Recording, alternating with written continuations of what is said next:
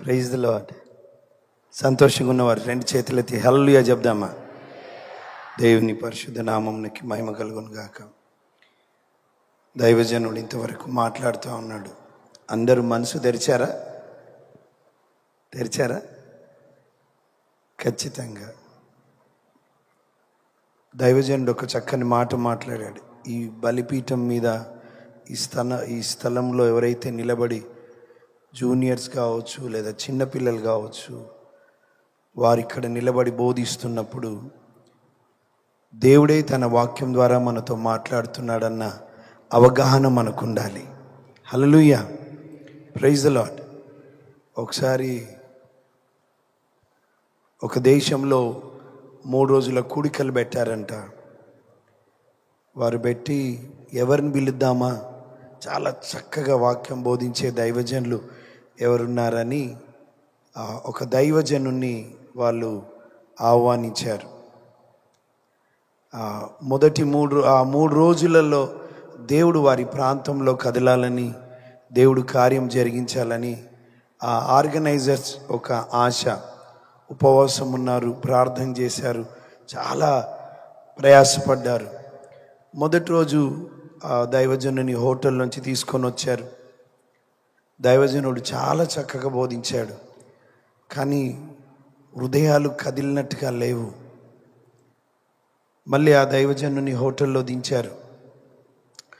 వీరంతా ప్రార్థిస్తూ ఉన్నారు, ప్రభువా మీరు కదలాలని మేము ఆశపడుతున్నాం.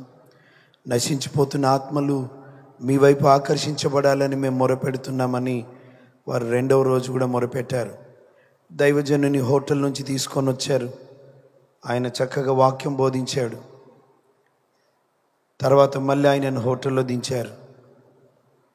ఈ మీటింగ్స్ పెట్టినటువంటి వారికి దేవుని సన్నిధి కదలడం, మనుషులు ప్రభు వైపు ఆకర్షించబడడం, నశించిపోతున్న ఆత్మలు ప్రభు సన్నిధికి రావాలన్న తపన ఉన్న కారణంగా వాళ్ళకి ఇంకా తృప్తి లేదు. అయ్యో దేవుడు ఇంకా కదలాలని కోరుతున్నాము, నశించిపోతున్న ఆత్మలు ఇంకా ప్రభు యొద్దకు రావట్లేదు కదా ఎక్కువ సంఖ్యలో అని రాత్రంతా ప్రభుని సన్నిధిలో గోజాడడం మొదలుపెట్టారు. చివరి రోజు 3వ రోజు వారి ఆశ, వారి ప్రార్థన అంతా ఒకటే, ప్రభువా ఒక్కరోజే మిగిలింది, నువ్వు కదలాలి, హృదయాలను దర్శించాలి, నువ్వు మనుషులను ఆకర్షించాలని రాత్రంతా గోజాడారు. మధ్యాహ్నం వరకు ఉపవాసంతో గోజాడారు. చివరి కూడిక రానే వచ్చింది. పాటలన్నీ అవుతున్నాయి, ప్రార్థన అయిపోయింది, దైవజనుడు రావాలి. కానీ దైవజనుడు హోటల్ నుంచి వస్తున్న సమయంలో ట్రాఫిక్ అంతా జామ్ అయిపోయింది. అక్కడ ట్రాఫిక్ అంతా జామ్ అయిపోతే ఆలస్యం అవుతూ ఉంది. ఆర్గనైజర్స్ ఏం చేశారంటే, ఆలస్యం అవుతుంది కనుక పాటలు పాడడానికి ఆహ్వానించారు కొంతమందిని. ఒక్కొక్కరు వచ్చి పాటలు పాడుతూ ఉన్నారు. ఆ పట్టణంలో పిచ్చోడుగా ఉన్నటువంటి ఒక యవనస్తుడు ఉన్నాడు. సరిగా మాటలు రావు, జొల్లు గార్చుకుంటాడు, చెడ్డీ వేసుకుంటాడు, మాసిపోయిన బట్టలు. ఆ వ్యక్తి వచ్చి స్టేజ్ దగ్గర, స్టెప్స్ దగ్గర నిలబడ్డాడు. సార్ ఒక్క మాట మాట్లాడతాను సార్ అని. ఆర్గనైజర్స్కి మాత్రమే కాదు, కూర్చున్న వాళ్ళందరికీ తెలుసు ఆయన ఒక పిచ్చోడని, సరిగా మాట్లాడడని, జొల్లు గార్చుకుంటాడని, ఊరూరు అట్లా రోడ్లెంబడి తిరుగుతాడని. ఆయన అంత మతి సరిగా లేదన్న సంగతి అక్కడ కూర్చుంటున్న వారికి తెలుసు, ఆర్గనైజర్స్కి కూడా తెలుసు. ఆ టైంలో పదే పదే నేను ఒక్క మాట మాట్లాడతాను సార్ మీకు, ప్లీజ్ ప్లీజ్ అని అంటా ఉన్నాడు. సరే అందరూ చూస్తున్నారు, ఆ వ్యక్తి డిస్టర్బ్ చేస్తూ ఉన్నాడు కనుక ఆర్గనైజర్స్ అన్నారు ఒక్కటే మాట మాట్లాడాలి అని చెప్పి ఆర్గనైజర్ అన్నాడు, వీడేం మాట్లాడతాడో తెలియదు, ఏదైనా తప్పుగా మాట్లాడే అవకాశం ఉంది కనుక ఆ మైక్ జాక్ లాగేయండి ఏదైనా పిచ్చి పిచ్చిగా మాట్లాడితే, ఎందుకంటే వాడు పిచ్చోడు కదా అన్నారు. ఆ వ్యక్తి డేవిడ్ ఆయన పేరు. ఆ యవనస్తుడు వచ్చాడు. వెంట్రుకలంతా చిందరబందరంగా ఉన్నాయి, జొల్లు కారుతూ ఉంది, బట్టలు సరిగా లేవు. ఏం మాట్లాడతాడా ఈ పిచ్చోడని చాలా జాగ్రత్తగా వినడం మొదలుపెట్టారు. ప్రియులారా, ఆ డేవిడ్ మైక్ తీసుకొని అన్న మాట ఏంటో తెలుసా? నాకు తెలుసు నేను ఒక పిచ్చోన్నని, నాకు తెలుసు నన్ను ఎవరు ఇష్టపడరని, కానీ నాకు ఒక విషయం తెలుసు, నాలాంటి వాడిని యేసయ్య ప్రేమిస్తున్నాడని, నా కొరకు ప్రాణం పెట్టినాడని, నా కొరకు రక్తం చిందించినాడని నాకు తెలుసు. ఇక్కడ ఎవరైనా అదే స్థితిలో ఉంటే, నన్ను ఎవరు ప్రేమించట్లేదు అనే స్థితిలో ఉంటే, దేవుడు నిన్ను ప్రేమిస్తున్నాడు అన్న మాట మాట్లాడి ఆ మైకును అలా పెట్టాడు. పరిశుద్ధాత్మ దేవుని కుమ్మరింపు జరిగిపోయింది. హల్లెలూయా. మనుషులు దొర్లడం మొదలు పెట్టారు, ఏడవడం మొదలు పెట్టారు. 3 రోజులుగా ఏ ఉజ్జీవం కొరకైతే సంఘం ప్రార్థించిందో, ఒక బలహీనుడు నిలబడినప్పుడు, మాట సరిగా రానివాడు నిలబడ్డప్పుడు, ఆ బలిపీఠం మీద నిలబడి వాక్యం మాట్లాడడం మొదలు పెట్టినప్పుడు, దేవుడు ఆ వ్యక్తిని వాడుకొని గొప్ప ఉజ్జీవాన్ని ఆ ప్రాంతంలో తీసుకొని వచ్చాడు. హల్లెలూయా. చప్పలు కొడదామా?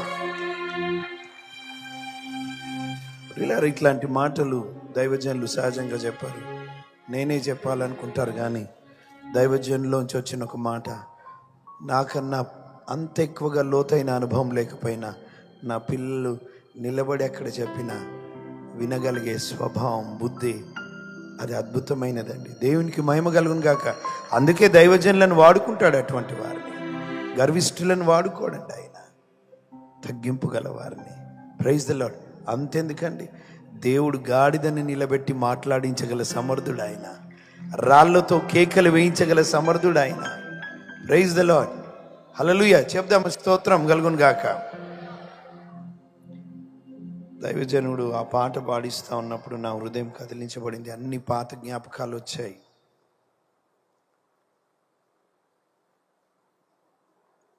నా హీన స్థితి చూచి అన్నమాట, ఆ పదము పాడుతున్నప్పుడు నా హీన స్థితి గుర్తు చేశాడు ప్రభు.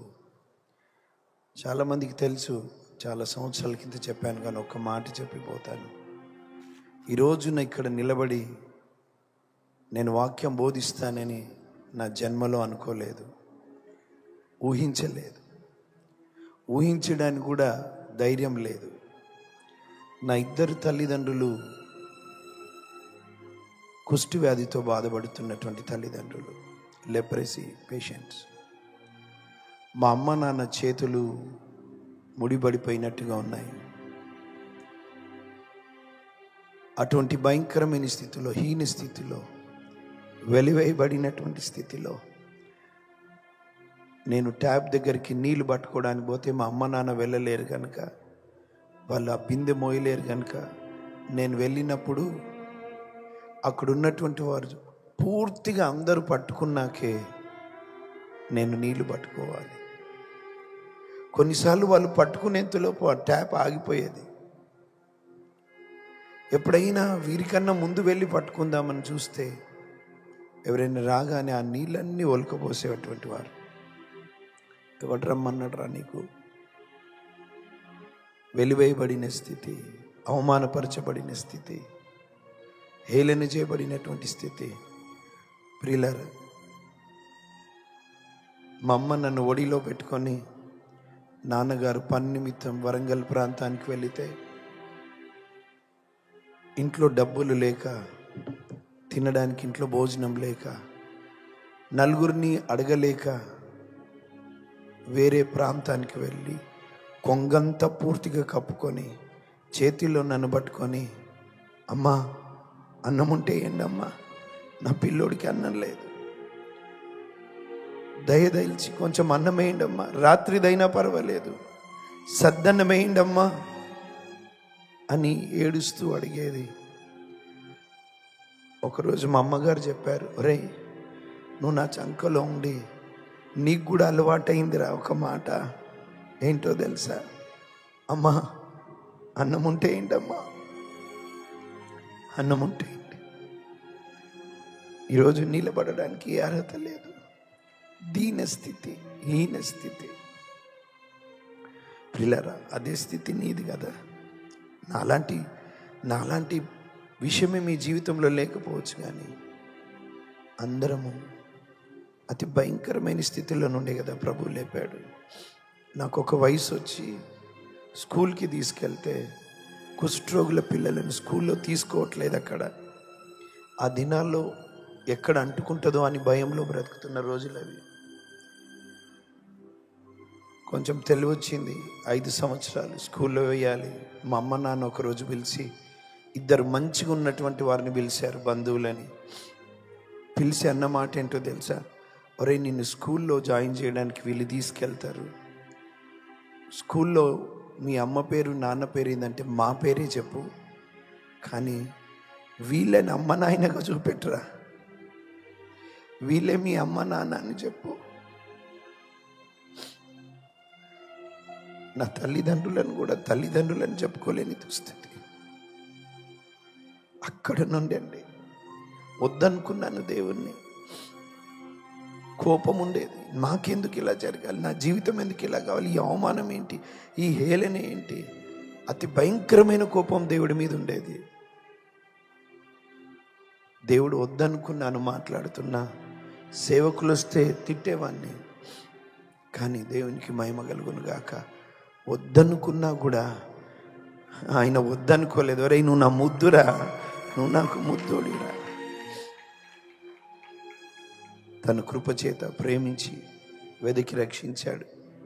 ఈరోజు నీ స్థితి ఏంటో తెలియదు. ఈరోజు మంచి స్థితిలో ఉన్నాం, కానీ ఒక్కసారి ఫ్లాష్ బ్యాక్ పోవాలి, వెనకకు పోతే ఎక్కడి నుండి లేపిండో అర్థమైతే ప్రియులారా, ఆ ఆరాధనలో నీ కన్నీలాగవు. ఆరాధన హృదయ లోతుల్లోంచి వస్తుంది. నా హీన, ఒక్కసారి పాడదాం ఆ చరణం, వీలైతే మోకాళ్ళ మీదకి రండి. నా హీన స్థితి చూచి, అందరం మోకాళ్ళ మీద ఉందామా? పిల్లలు, నేను చెప్తున్నాను, దేవుని బలమైన సన్నిధి మన మధ్యలో ఉంది. పరిశుద్ధాత్మ దేవుడు మన మధ్యలో కదులుతున్నాడు. ఒక్కసారి ఫ్లాష్ బ్యాక్ పోతే ప్రియులారా, మన హృదయం కృతజ్ఞతతో నిండుతుంది.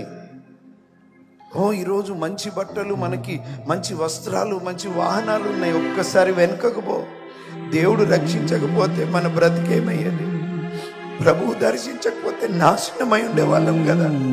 ఉండేవారమో లేదో, ఈరోజు సేవకులమయ్యాము, ఈరోజు మంచి స్థితిలో ఉన్నాం, చదువుకున్నాం, ఇల్లుంది, అన్నుంది. ఒక్కసారి వెనుకకు పో, ఒక్కసారి వెనుకకు పో. ఎక్కడి నుండి లేపాడు ప్రభువు? మోకాళ్ళ మీద ఉండగలిగిన వారు మోకాలు, చేతులు ఎత్తుదాం. ఎక్కడి నుండి లేపినవయ్యా నన్ను? నువ్వు నన్ను దర్శించకపోయింటే నేను నాశనమై ఉండేవాడిని కదా. నా హీన స్థితి చూచి అయ్యా, నా రక్షణ శృంగమై, నా హీన స్థితి చూచి నా రక్షణ శృంగమై, మనసు చేతులెత్తి మనసారా నా సన్నిధిని తోడని నన్ను ధైర్యపరచిన,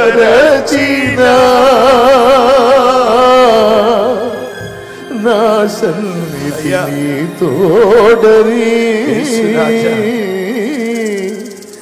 నన్ను ధైర్యపరచిన, నా నజరేయుడా, నా నజరేయుడా, స్తుతిగానమా నా యేసయ్యా. చప్పలు కొట్టి దేవునికి స్తోత్రం. ఒకసారి గట్టిగా స్తోత్రం చెల్లిద్దాం. స్తోత్రం నోరు తెరిచి చెప్పండి, హల్లెలూయా చెప్పండి. హల్లెలూయా. ఒక విడుదల కలగాలి హృదయకాలం. హల్లెలూయా. నీ భారభరితమైన హృదయం అంతా యేసు నామమున కొట్టివేయబడి స్తుతి వస్త్రము చేత అలంకరించబడదుగా. కొట్టండి కొట్టండి కొట్టండి. స్తోత్రం నోరు తెరిచి మనసారా హల్లెలూయా అని చెప్పండి. స్తోత్రం ప్రభు అని చెప్పండి. హల్లెలూయా. కొట్టండి కొట్టండి యేసు నామం. హల్లెలూయా. ఓ రషందర మరలర్కసి. Praise you Jesus. హల్లెలూయా. పరిశుద్ధాత్ముడా, మీ బలమైన సన్నిధికి వందనాలు వందనాలు వందనాలు వందనాలు. ఓ హల్లెలూయా. కృంగిన హృదయాలు లేపబడుతున్నాయి, తెప్పరిల్ల చేస్తున్నాడు ప్రభు. హల్లెలూయా. ధైర్యం చేత నింపుతున్నాడు ఆయన. హల్లెలూయా హల్లెలూయా హల్లెలూయా. ఆమేన్ ఆమేన్. దయచేసి కూర్చోండి. ప్రియులారా, ఈ 3 రోజులు ఇంతకుముందు దైవజనుడు అన్నట్టు ఎంతో ప్రయాసతో వచ్చారు, త్యాగాలతో వచ్చారు. సాతానికి ఎక్కడ అవకాశం ఇవ్వకండి. సహజంగా హైదరాబాద్ వేరే వేరే ప్రాంతాల నుంచి వచ్చినటువంటి వారికి ఒక చిన్న సూచన, కూడికలకు వచ్చి కొన్నిసార్లు ఇక్కడ ఆరాధన జరుగుతుంటే, వాక్యం ప్రకటించబడుతుంటే, ప్రార్థనలు జరుగుతుంటే బీచ్కి వెళ్ళకండి. మీరు బీచ్కు తర్వాత వెళ్ళండి, తప్పేం లేదు. కూడికలు లేనప్పుడు వెళ్ళండి. కానీ ఇంత ప్రయాస, ఇంత డబ్బు, ఇన్ని వాహనాలు కట్టుకొని వచ్చి ఇక్కడ కాకుండా ఇంకెక్కడో ఉంటాయి. ఎట్లొచ్చావో అట్లాగే పోతావు. కానీ ప్రభు సన్నిధిలో ఏ సమయాన్ని పోగొట్టుకోకండి. ప్రియులారా, దైవజనుడు చెప్పినట్టుగా మనసు విప్పి ప్రభు కొరకు కనిపెట్టుకొని, నీ నోరును బాగుగా తెరువు, నేను దాన్ని నింపుతాను. నోరు, నీ మనసు తెరువు, నీ హృదయం తెరువు, ప్రభు దర్శిస్తాడు. Praise the lord. రండి నాతో పాటు మీ బైబిల్ గ్రంథంలోను దానియేలు గ్రంథం. ఇంతకుముందు దైవజనుడు జ్ఞాపకం చేశాడు దానియేలు గారి గురించి. దానికన్నా ముందు మొట్టమొదటి ఈ అద్భుతమైన అవకాశం ఇచ్చినటువంటి దేవాది దేవునికి మనసారా కృతజ్ఞతలు చెల్లిస్తున్నాను. నన్ను ప్రేమించి ఆహ్వానించినటువంటి దైవజనులు శాలేం రాజన్నకి ప్రభు నామమున మనసారా వందనాలు. వేదికను అలంకరించిన దైవజనులందరికీ వందనాలు. మీ అందరికీ కూడా ప్రభువైన యేసు నామమున వందనాలు. చెప్పండి, వందనాలు, వందనాలు. దేవునికి స్తోత్రం. లైవ్లో వీక్షిస్తున్నటువంటి ప్రియులందరికీ కూడా, ప్రయాణంలో ఉన్నటువంటి వారు కూడా చూస్తూ వస్తుంటారు, వారందరూ క్షేమంగా రావాలని ప్రభువుని కోరుకుంటూ రండి. దానియేలు గ్రంథం 1వ అధ్యాయం తీసిపెట్టండి. దానియేలు అనే మాటకి అర్థం దేవుడు నా న్యాయాధిపతి అని అర్థం. God is my judge. దేవుడు నా న్యాయాధిపతి.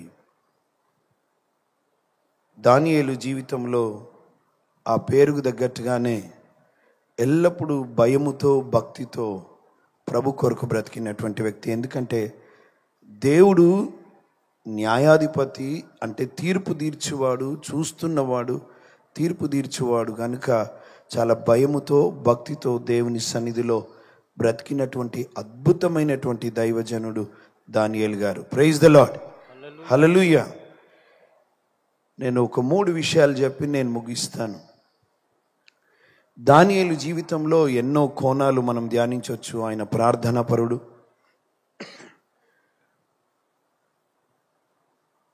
ఆయన ప్రవక్త, ప్రవచించాడు. ఆయన పరిశుద్ధుడు, చాలా పవిత్రంగా బ్రతికినటువంటి వ్యక్తి. ఎన్నో కోణాలుగా మాట్లాడుకోవచ్చు, కానీ ఈరోజు ఒక్క కోణం మీ ముందు చెప్పి నేను త్వరగా ముగిస్తాను. దానియేలు జీవితంలో ఒక విషయం ఏం చూడొచ్చు అంటే, ఆయన రాజీ పడని వ్యక్తి. హల్లెలూయా. కాంప్రమైజ్ అయ్యే వ్యక్తి కాదు, రాజీ పడడు. మొదట మనకు తెలుసు, బబులోన్లోకి వారు చెరగొని పోయారు. దానియేలుతో పాటు అజర్యా, హనన్యా, మిషాయేలు అంటే షడ్రక్, మేషక్, అబేద్నెగో యవనస్తులంతా చెరగొనబట్టబడ్డారు అక్కడికి. ఆ సమయంలో 8వ వచనం చూద్దామా? నేను సూటిగా త్వరలో ముందుకు వెళ్తున్నాను. రాజు భుజించు భోజనమును పానము చేయు ద్రాక్షరసమును పుచ్చుకొని తన్ను అపవిత్రపరచుకొనకూడదని దానియేలు ఉద్దేశించి, తాను అపవిత్రుడు కాకుండానట్లు వాటిని పుచ్చుకొనకుండా సెలవిమ్మని నపుంసకుల అధిపతిని వేడుకొనగా. చాలు నాన్న. దానియేలు ఆ రాజు భుజించే భోజనాన్ని, పానాన్ని పుచ్చుకొని, నేను అపవిత్రం చేసుకోకూడదు, కాంప్రమైజ్ కావద్దు ఇక్కడ నేను. దానియేలు తనతో పాటు ఉన్నటువంటి వారికి భాష నేర్పించబడింది, కొత్త భాషలు, కొత్త పేర్లు పెట్టబడ్డాయి. కానీ దేవుని కొరకు పరిశుద్ధమైన జీవితం జీవించడానికి వచ్చినప్పుడు అక్కడ ఇంకా రాజీ పడినటువంటి వ్యక్తి, పాపానికి అవకాశం లేకుండా తన పవిత్రతను చెడగొట్టుకోకూడదని ఒక నిర్ణయం చేసుకొని దేవుని కొరకు బ్రతికినటువంటి అద్భుతమైనటువంటి దైవజనుడు దానియేలు గారు. ప్రియమైనటువంటి సహోదరి సోదరుడా, బానిసకు రాజభోజనమే చాలా గొప్పది. రాజు భుజించే భోజనము సహజంగా సామాన్య ప్రజలకు దొరకది. రాజు తాగే పానీయము సామాన్య ప్రజలకు దొరకది. దానికి తోడు వీరు బానిసలు, చెరలో ఉన్నటువంటి వారు. అటువంటి వారికి ఒక అద్భుతమైన అవకాశం వచ్చింది. రాజు భుజించే భోజనము తినే అవకాశం వచ్చింది. రాజు తాగే పానీయము తీసుకునే అవకాశం వచ్చింది. కానీ దానియేలు దానిని తిరస్కరించాడు. ఎందుకో తెలుసా? అది నా దేవుని దృష్టికి అపవిత్రమైనది గనక దానిని నేను భుజించి నా జీవితాన్ని నేను పాడు చేసుకోను. దాన్ని భుజించి దాన్ని పుచ్చుకొని నా జీవితాన్ని అపవిత్రము చేసుకోనని దానియేలు భక్తుడు ఒక బలమైన నిర్ణయం తీసుకున్నాడు. భోజనము భుజించే విషయంలో దేవునికి విరుద్ధమైనది గనుక రాజీ పడలేదు. హల్లెలూయా. ప్రియులారా, ఈ రోజుల్లో ఎంతోమంది రాజీ పడిపోతున్నటువంటి జీవితాలను చూస్తున్నాం. కాంప్రమైజ్డ్ లైఫ్స్, దేవుని కొరకు బ్రతకని జీవితాలు. ప్రతి చిన్నదానికి పర్వాలేదులే, ఇదేం పెద్ద సమస్య కాదులే, ఇదేం పెద్దది కాదులే అన్నట్టుగా రాజీ పడిపోతున్నటువంటి జీవితాలను మనం చూస్తూ ఉన్నాం. దానియేలు భక్తుడికి అర్థమైంది, నేను దేవుని బిడ్డను, నేను అపవిత్రంగా ఉండకూడదు అని. ప్రియమైన సహోదరి సోదరుడా, ఉదయకాల సమయమున దేవుని సన్నిధికి నువ్వు వచ్చావు. ప్రభువు నీతో మాట్లాడాలని కోరుకున్నావు. ప్రభు మాట్లాడుతున్న మొదటి విషయం ఏంటో తెలుసా? నువ్వు నా కొరకు పవిత్రంగా బ్రతకాలి. ఒకప్పుడు పాపము చేశాము, శిక్షకి పాత్రలము, నిత్యము మండే అగ్నిగుండానికి పాత్రలం. మనల్ని మనము రక్షించుకోజాలము. అటువంటి స్థితిలో దేవుడు తన మహాకృప చేత మనల్ని ప్రేమించి వెదకి తన స్వరక్తం ఇచ్చి మనల్ని సంపాదించుకున్నాడు. యేసు రక్తము చేత మన పాపాలన్నీ కడిగివేయబడ్డాయి. ప్రభువు మనల్ని పవిత్రపరిచాడు. ప్రభువుని నమ్మాము, ఆయన నామం బాప్తిస్మం తీసుకున్నాం, ఆయన కొరకు ముందుకు వెళ్తున్నాం. అయితే ప్రియులారా, ఇంకా మనం ఈ లోకంలో ఉన్నాం. మనకు ఒక శత్రువు ఉన్నాడు. మన శరీరము మనల్ని లాగుతుంది. మనకు శత్రువు సాతానుడు ఉన్నాడు. లోకము శత్రువు మనల్ని ఎల్లప్పుడూ లాగుతూనే ఉంటుంది అపవిత్రతలోనికి. అయితే ప్రియులారా, గుర్తించాలి, నువ్వు దేవుని కొరకు పరిశుద్ధమైన జీవితం జీవించడంలో దానికి వ్యతిరేకంగా ఏ రకమైన పాపంలో వచ్చినా రాజీపడొద్దు. ఏ రకమైన ఆశలు నిన్ను ఈడ్చినా రాజీపడొద్దు. ఏ విధమైనటువంటి అన్ని శరీరాశ, నేత్రాశ, జీవడంబములకు అవకాశం ఇవ్వద్దు. అవి తండ్రి వలన పుట్టినవి కావు. ఈరోజు ఒక మాట అడుగుతున్నాను. ప్రభు నిన్ను ప్రేమించి వెతికి రక్షించాడు కదా. ప్రభుని నమ్మి కొన్ని సంవత్సరాలైంది కదా. యథార్థంగా గుండె మీద చెవేసుకొని చెప్పు, ఎన్నిసార్లు రాజీపడ్డావు?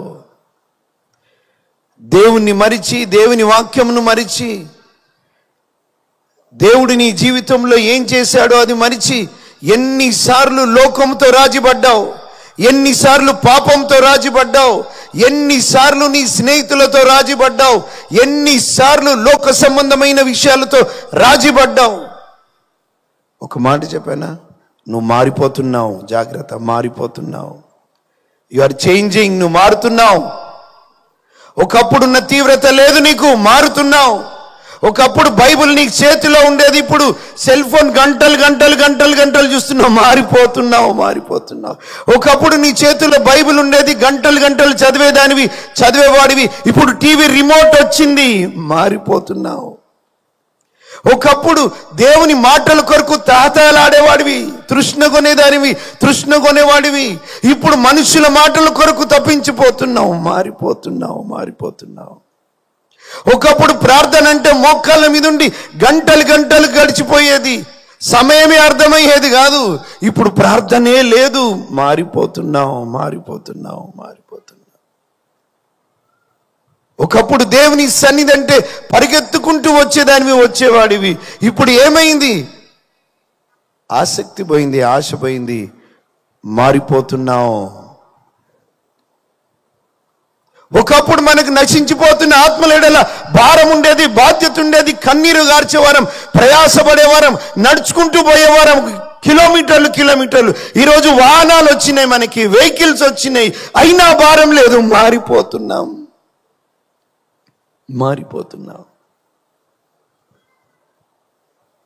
దేవుని కొరకు బ్రతికేటటువంటి వారి కొరకు ప్రభు చూస్తున్నాడు.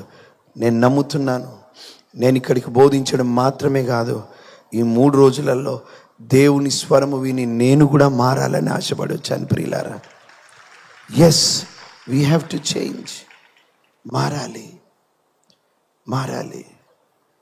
ప్రేమైన దైవజనుడా, ఈరోజు ఒక నిర్ణయంతో మనం కూర్చుందాం. ఇక్కడ దేవుడు మనతో మాట్లాడని, దేవుని ప్రజలారా, దేవుడు మనతో మాట్లాడాలి. ఇక్కడ నుండి మారిపోవాలని, మార్పు మన జీవితంలో కనబడాలని, ప్రభు మహిమ కొరకు మనం బ్రతకాలని కోరుకుందాం. ఇప్పటికే ఎంతోమంది యవనస్తులు నీ జీవితాన్ని అపవిత్రపరుచుకున్నావేమో. చూడకూడని చూస్తూ, వినకూడని వింటూ, తాకకూడని తాకుతూ, ఎవరితో స్నేహం చేయకూడదని తెలిసిన వారితో స్నేహం చేస్తూ, పరిశుద్ధాత్మ దేవుడు ఇది తప్పు కాదు, తల్లి ఇది నీకు సరైనది కాదు, సహోదరుడు ఇది సరైనది కాదు అని మళ్ళీ మళ్ళీ నీతో మాట్లాడుతున్న ఆ మాటల్ని పక్కకు పెట్టి అపవిత్రత కొరకు ప్రాకులాడుతున్నావే, అపవిత్రత కొరకు పరిగెడుతున్నావే. ప్రభు మాట్లాడుతున్నాడు, దానియేలు రాజీ పడని వ్యక్తి. నేను దేవుని బిడ్డను. ప్రాంతం మారింది, ప్రజలు మారిపోయారు, భాష మారింది, పేర్లు మారాయి, కానీ గుండెలో ప్రభు ఎడలు ఉన్న ప్రేమ మారలేదు దానియేలుకి, తీవ్రత మారలేదు దానియేలుకి.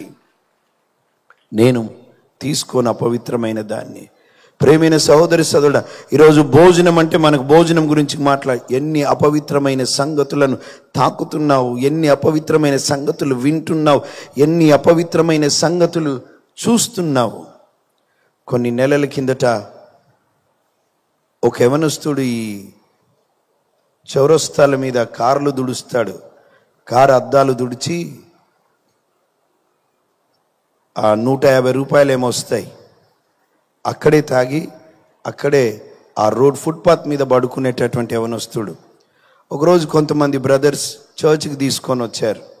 వాడితో చాలా సమయం గడిపి అక్కడే పెట్టుకొని హాస్పిటల్లో చూయించి వాడితో ఎప్పుడూ సమయం గడిపి ఆ వెంట్రుకలు కట్ చేసి గడ్డం తీస్తే ఎంత హ్యాండ్సమ్గా ఉన్నాడో వాడు. ఎందుకంటే నెలల తరబడి స్నానం లేదు, హెయిర్ కట్ లేదు, షేవింగ్ లేదు, తెల్లగా ఉన్నాడు, ఎండబడలేదు వాడికి. చక్కగా మారాడు, ప్రభువుని నమ్మాడు, బ్యాప్టిజం తీసుకున్నాడు. తర్వాత వాడికి ఒక చిన్న పని ఉంటే, ఉద్యోగం వస్తే అక్కడ వెళ్ళి బ్రతకడం మొదలుపెట్టాడు. రీసెంట్గా యాక్సిడెంట్లో చచ్చిపోయాడు. నెల రోజులైంది అనుకుంటా. ఒక పాస్టర్ గారు దూరంగా ఉండేవాడు కనుక అక్కడికి వెళ్ళేవాడు చర్చ్కి. ఆ పాస్టర్ గారు ఆ చనిపోయినటువంటి ఆ సమయంలో ఒక మాట మాట్లాడాడు. ఏంటో తెలుసా? అన్నా, వీడు చనిపోవడానికి ఒకే ఒక కారణం, వీడు ఘోరమైన స్థితికి వెళ్ళడానికి ఒకే ఒక కారణం, ఇంటర్నెట్ వాడిని పాడు చేసిందన్నా. సెల్ ఫోన్లో చూసి చూసి చూసి అపవిత్రమైన వాటిని చూసి చూసి అపవిత్రమైన దాన్ని చూసి అపవిత్రమైన దానితో వాని మనస్సు నింపుకొని అపవిత్రత కొరకు పరిగెత్తి పరిగెత్తి ఆ పరుగులాటలో చాలా దూరం వెళ్ళాడు ఒక తప్పు పని చేయడానికి. అక్కడ యాక్సిడెంట్ అయి చచ్చిపోయాడన్నా వాడు. ప్రియులారా, చూసారా? దేవుని కృప ఇక్కడ కూడా ఏంటిదంటే, వాడు యాక్సిడెంట్ అయ్యే హాస్పిటల్లో ఒక దాదాపుగా 10 రోజులు ఉన్నాడు. మాకు తెలియలేదు, తర్వాత చనిపోయాక తెలిసింది. కానీ నేను ఒక్క విషయాన్ని బట్టి దేవునికి స్తోత్రం చెల్లించిన, ఆ 10 రోజులలో ప్రభు మళ్ళీ వాడిని దర్శించి తీసుకున్నాడని నమ్ముతున్నాను. హల్లెలూయా, ప్రైజ్ ది లార్డ్. కొన్నిసార్లు మనిషి చచ్చిపోకుండా బెడ్ మీద ఉంటాడు కదండి, కొన్ని నెలలు, అది కూడా దేవుని కృపనే అని నమ్ముతాను నేను. ఆ బెడ్ మీద ఉండడం, అక్కడ మనిషి సరి చేయబడతాడు, పూర్తిగా నల్లగొట్టబడతాడు. చివరికి ప్రభుతో మళ్ళీ తన పాపాలు ఒప్పుకొని సరి చేయబడి కొన్ని సందర్భాల్లో దూరం అయిపోయినటువంటి వ్యక్తి తర్వాత అప్పుడు అంటాడేమో, ప్రభా చాలిగా నన్ను తీసుకో అని. ఆయన జీవితం సరి చేయబడ్డప్పుడు ప్రభు తీసుకుంటాడు. హల్లెలూయా, అది కూడా ఒక దేవుని మహాకృప. ప్రియులారా, ఈరోజు అపవిత్రత నీ జీవితంలోనికి ఏ వైపు నుంచి వస్తుందో ఆలోచించు. కొంతమంది సెల్ ఫోన్ పట్టుకున్నారంటే అపవిత్రమైనవి, అపవిత్రమైనవి, చెడ్డయి. అమ్మాయిలు కూడా ప్రియులారా, భయంకరమైనటువంటి విషయాలు. ఈ మధ్యలో ఆ టిక్ టాక్ ఇంకేవే ఉన్నాయి నాకు సరిగా తెలియదు, కానీ రీసెంట్గా ఒక టీచర్, టీచర్ ఆ టీచర్ ఈ పిచ్చి అలవాట్లు ఉన్నాయి, ఏదేదో చేయడం, వీడియోలు, పిచ్చి పిచ్చి వీడియోలు చేయడం. దాంట్లో ఒకడు 10th క్లాస్ పిల్లోడితో ఆ టిక్ టాక్లో ఏవేవో చేస్తూ ఉంది. ఇప్పుడు ఉందో లేదో తెలియదు టిక్ టాక్. రీసెంట్గా ఏదో జరిగింది, టీవీలో చూశాను. ప్రియులారా వినండి, వాడు అక్క అక్క అనేవాడు చక్కగా, ఆ అమ్మాయి కూడా తమ్ముడు అనేది, ఇద్దరు కలిసి టిక్ టాక్లో ఏవో చేసేటటువంటి వారు. ఒకరోజు వాడు అన్నాడు, అక్క ఇక్కడికన్నా ఓ అడవి ప్రాంతంలో చాలా చక్కగా ఉంటుంది బ్యాక్గ్రౌండ్, అక్కడ తీద్దామంటే సరే అని వాని బండెక్కింది. ఆల్రెడీ ఆమెకు పెళ్ళయింది, పిల్లలు ఉన్నారు, అందగత్తే. అక్కడికి పోయినాక వాడు కెమెరా పట్టుకోలేడు, చెయ్యి పట్టుకున్నాడు. చెయ్యి పట్టుకుంటే తను అన్నది, ఒరే నువ్వు నీ తమ్ముడివిరా, ఏంది నువ్వేమనుకుంటున్నావని వాని కొట్టింది ఒక దెబ్బ. వాడైనా అట్లాగే బలవంతం చేయడం మొదలుపెట్టాడు. ఈమె అరవడం మొదలుపెట్టింది. అరుస్తే ఎక్కడ మొత్తం పూర్తిగా బయటపడుతుందేమో అని ఆవిడని చంపేసి అక్కడే పూడ్చి చేసి మళ్ళీ ఇంటికి వచ్చాడు. పిల్లరా చూసారా? జాగ్రత్త, జాగ్రత్త. దేవుని వాక్యం ఏమంటుంది? దినములు చెడ్డవి గనుక సమయమును పోనీయక సద్వినియోగము చేసుకుంటూ అజ్ఞానుల వలె కాక జ్ఞానుల వలె దేవుని చిత్తమేదో గ్రహించి బ్రతుకమని దేవుని వాక్యం సెలవిస్తుంది. ప్రియులారా, సమయం లేదు లోకానికి, సమయం లేదు, నీకు సమయం లేదు. దేవుడు మనకి ఇంకా సమయం ఇచ్చినాడంటే దేవుని మహాకృప. ప్రియులారా, మనకన్నా ముందు వెళ్ళిన వారికన్నా మనము మంచోళ్ళమని కాదు, కానీ దేవుని మహాకృప చేత ఈ రోజున ఇక్కడ మనం కూర్చొని ఉన్నాం. ఈ 3 రోజులలో ఒకే ఒక్కటి మాట్లాడండి ప్రభుతో, ప్రభా నేను మార్పు చెందిపోవాలయ్యా, నేను బాగుపడిపోవాలి. ఖచ్చితంగా చేస్తాడు. ప్రియులారా, దానియేలు అపవిత్రతకు చోటివ్వలేదు, రాజీ పడలే. ఈరోజు తమ్ముడు చెల్లి, ఇదివరకే నువ్వు కొంత దూరం ప్రయాణంలో ఉన్నావేమో, ఆపే ఇంకా యేసు నామమున పూర్తిగా నీ జీవితము నాశనం కాకముందే. సహోదరి సహోదరుడా, నీ భర్తకు తెలియకుండా, భార్యకు తెలియకుండా వివిధ రకాల సంబంధాల్లో ఉన్నవేమో. ఈ రోజులలో జరుగుతున్న హత్యలన్నిటికీ కారణం ఆస్తుల తగాదా, లేదంటే అక్రమ సంబంధాలు. నేను నమ్ముతున్నాను ఇక్కడ అటువంటి వారు ఎవరు లేరని. ప్రభుకి మహిమ కలుగును గాక. స్తోత్రం చెల్లిద్దాం. ఒకవేళ ఉంటే దేవుడు నీతోనే మాట్లాడుతున్నాడు. జాగ్రత్త, అపవిత్రతకు చోటియకు. దానియేలు జీవితంలో రాజీ పడలే. పరిశుద్ధతను నేను పోగొట్టుకోను, పర్వాలేదు, ఏమైనా పర్వాలేదు, అది రాజాజ్ఞ కావచ్చు, రాజ భోజనం కావచ్చు, రాజు తాగే పానీయం కావచ్చు, వద్దు నాకు. ఆ రాజు కన్నా నా రారాజు ముఖ్యము నాకు. హల్లెలూయా. ఈ రాజులు వాళ్ళు ఉంటారు, వెళ్ళిపోతారు. ఆయన నిరంతరం ఉండే రారాజు, ప్రభులకు ప్రభువు, మహోన్నతుడు. ఈ కూడికలలో ఈసారి మహా అన్న మాట యాడ్ చేశారు. మహా కూటములు కదా, మహాకూటములు. చాలా నచ్చింది, ఎందుకంటే ఆయన మహాదేవుడు కదా. హల్లెలూయా. ఆయన మహాదేవుడు, ఆయన కూడికలు మహాకూడికలే. దేవుని మహాకార్యాలను ఇక్కడ జరిగించబోతున్నాడు. ప్రభుకి మహిమ కలుగును గాక. కొట్టండి చెప్పలు, కొడితే మంచి కొట్టండి. ప్రభు మహిమ కొరకు, ప్రభు ఘనత కొరకు. ఎప్పుడు ఏ చేసినా ప్రభు కొరకు పక్కా చేయండి, పర్ఫెక్ట్గా చేయండి. Praise the lord. పాడితే పర్ఫెక్ట్గా పాడాలంటే మనసారా పాడాలి, కొడితే మనసారా కొట్టాలి, ఇస్తే మనసారా ఇవ్వాలి, ఏ చేసినా మనసారా. ప్రియులారా, మొట్టమొదటిది దానియేలు రాజీ పడని వ్యక్తి. దేంట్లో తెలుసా? తన పవిత్రత పోవద్దు, వేరే వాటితో నేను రాజీ పడను. ప్రియులారా, ఆఫ్రికా ఖండంలో ఒక చిన్న జంతువు ఉంటుంది. అది కుందేలు కన్నా కొంచెం పెద్దగా ఉంటుంది. ఆ జంతువు చాలా తెల్లగా ఉంటుంది, దాని బూరంతా చర్మం చాలా తెల్లగా ఉంటుంది. ఆ తెల్లని బూరుని చూసుకొని ఆ చిన్ని జంతువు సంతోషిస్తుందంట. నాకెంత తెల్లని వస్త్రాన్ని దేవుడు కప్పాడు అని ఎప్పుడు దాని శరీరాన్ని చూసుకొని మురిసిపోతుంటుందంట. అది చెట్టు బొరియలల్లో సందులల్లో ఉంటుంది.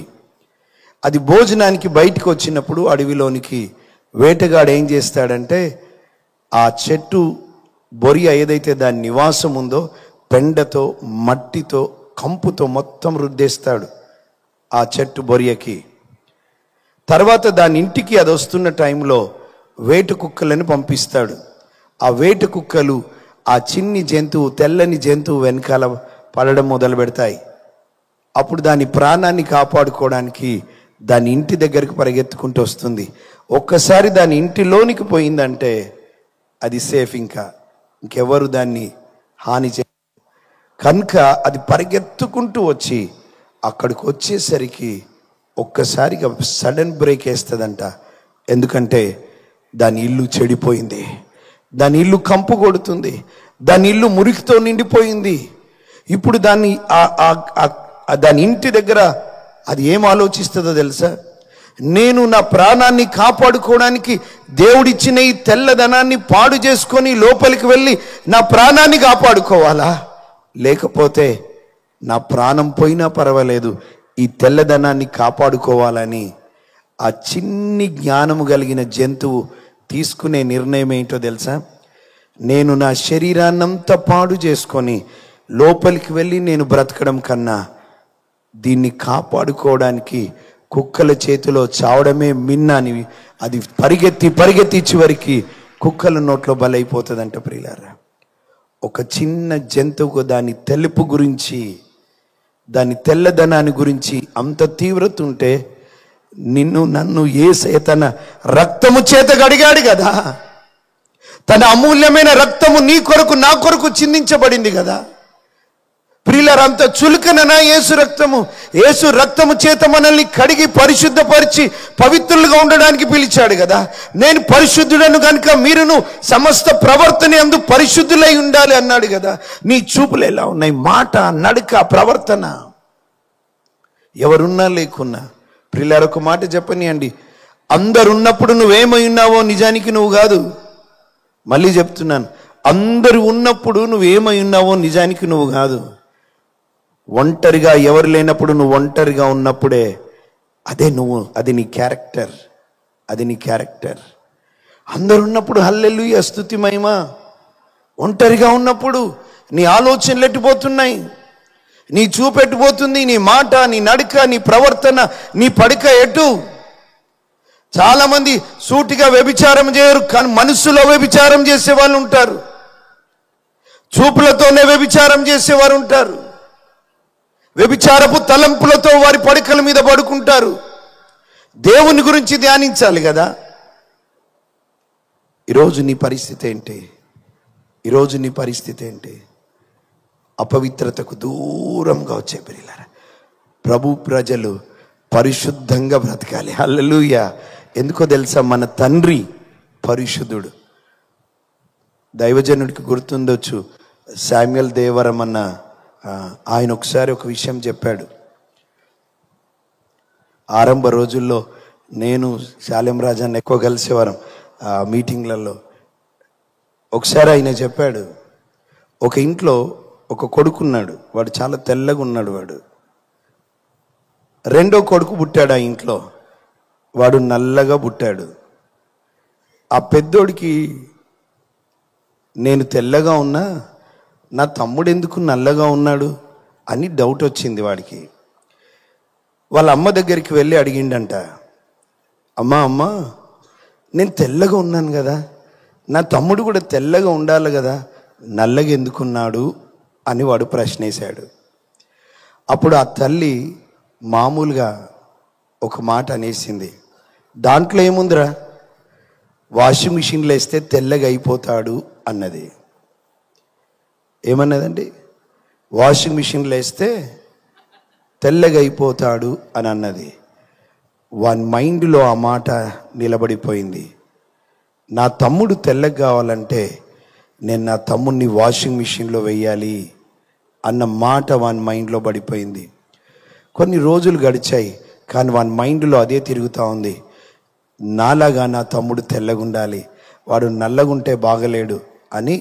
ఒకరోజు నాన్న ఆఫీస్ పోయినప్పుడు తల్లి కిచెన్లో పని చేసుకుంటున్నప్పుడు వాడు ఉయ్యల్లో ఉన్న వాడిని తమ్ముడిని తీసుకొని వాషింగ్ మిషన్లో ఫ్రంట్ డోర్ ఓపెన్ చేసి తమ్ముడిని వేసాడు. ఆ డోర్ క్లోజ్ చేసి స్టూల్ ఎక్కి మెల్లగా స్విచ్ ఆన్ చేశాడు. గిర్న వాషింగ్ మిషన్ తిరగడం మొదలుపెట్టింది.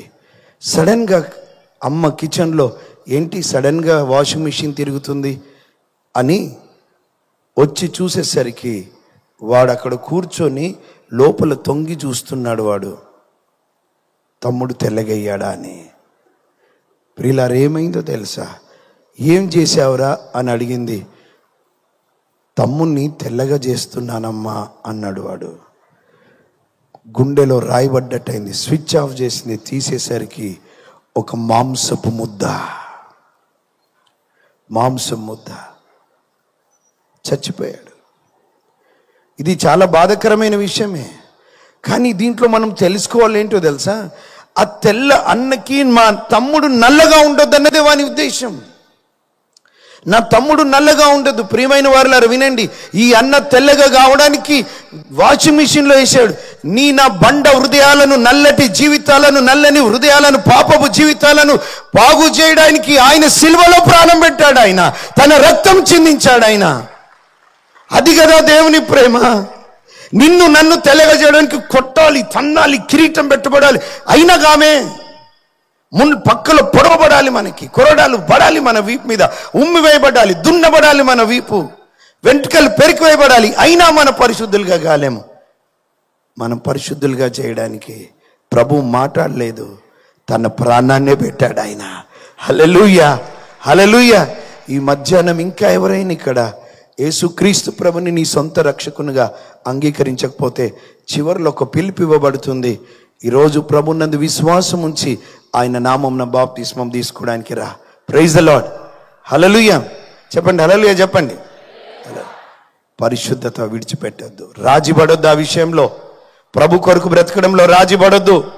ఈ మధ్యలో అన్న కూడా చెప్తా ఉన్నాడు, ఇక్కడ ఏదో జరుగుతూ ఉన్నాయి కదా, క్రైస్తవులని ముందే రాయించాలని చెప్తా ఉన్నారు.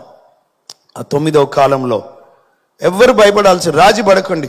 ఒక్క దగ్గర రాజీ పడ్డారా బ్రతకంతా రాజీ పడిపోతారు. ఇంకా ఒక్క దగ్గర కాంప్రమైజ్ అయ్యారా బ్రతకంతా కాంప్రమైజ్. ఇంకా మీకు చిన్నప్పుడు చాలా గుర్తుండొచ్చు, ఒక అబద్ధం ఆడి ఎన్ని అబద్ధాలు ఆడతాం దాన్ని కవర్ చేసుకోవడానికి.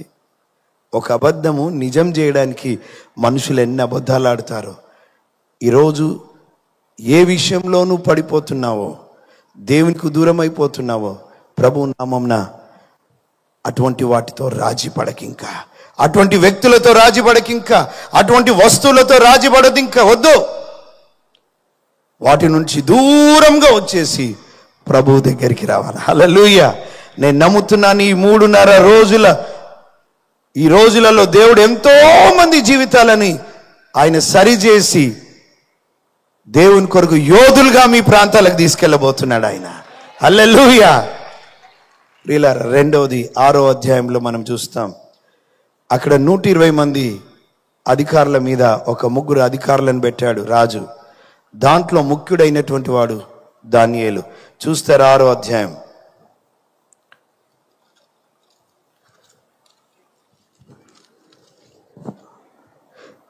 నూట 120 మంది అధిపతులను నియమించుటకు దర్యావేషు ఇష్టపడ్డాడు. వారి మీద 3 ప్రధానులుగా నియమించాడు. ఆ ప్రధానులలో ప్రధానుడు ఎవరంటే దానియేలు గారు. అతి శ్రేష్టమైన బుద్ధి గలవాడై ప్రధానులలోను అధిపతులలోను ప్రఖ్యాతి నుండి ఉండెను గనుక, ప్రఖ్యాతి నొందిన్నాడు గనుక రాజ్యం అందంతటి మీద అతను నియమింపవాలని రాజును ఉద్దేశించాడు. రాజుకు దానియేలుని అసలు పై స్థానంలో పెట్టాలి అందరికన్నా అన్న ఆలోచన రాజుకు వచ్చింది. అందుకు ఆ ప్రధానులను అధిపతులను రాజ్యపాలన విషయంలో దానియేలు మీద ఏదైనా ఒక నింద మోపవాలని, దానియేలు మీద ఒక్క నింద మోపాలని తగిన హేతువు కనిపెట్టుచుండరు గాని కొరకు ఎదురు చూస్తా ఉన్నారు. ఎక్కడైనా దొరుకుతాడా, దొరకకపోతాడా, డబ్బు విషయంలో దొరకకపోతాడా, అమ్మాయి విషయంలో దొరకకపోతాడా, ఎక్కడన్నా ఈ రాజకీయ విషయంలో దొరకకపోతాడని చూస్తా ఉన్నారు. చదివన్నాను. దానియేలు నమ్మకస్తుడై ఏ నేరమైనను ఏ తప్పైనను చేయువాడు కాడు గనుక, ఏ నేరమైనను ఏ తప్పైనను చేయువాడు కాడు గనుక దానియేలులో తప్పైనను లోపమైనను కనుగొనలేకపోయారు. చెప్పలు కొడదామా ప్రభుకి మహిమ కలుగుగా. రాజీ పడడు, రాజకీయంగా మంచి స్థానంలో ఉన్నాడు. ఎన్నో విషయాల్లో రాజీ పడవచ్చు, డబ్బు కొరకు రాజీ పడవచ్చు.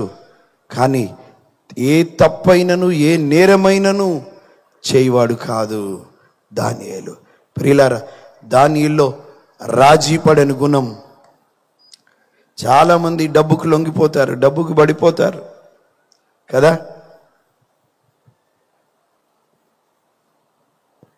దైవజనులు బిల్లిగ్రామ్ గారు చెప్పారు, 3 డబ్ల్యూ విషయంలో జాగ్రత్తగా ఉండాలని.